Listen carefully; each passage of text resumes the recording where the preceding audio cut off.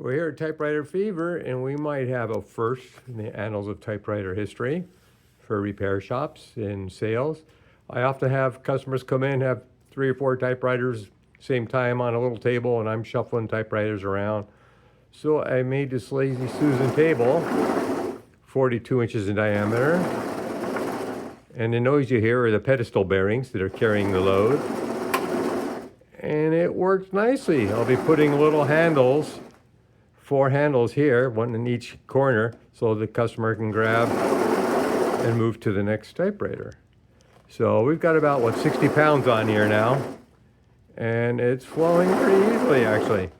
I could probably spin it, but then we might lose a typewriter or two off of centrifugal force. So, just a new thing from Typewriter Fever to assist our customers and me. So everybody have a good day. Bye-bye.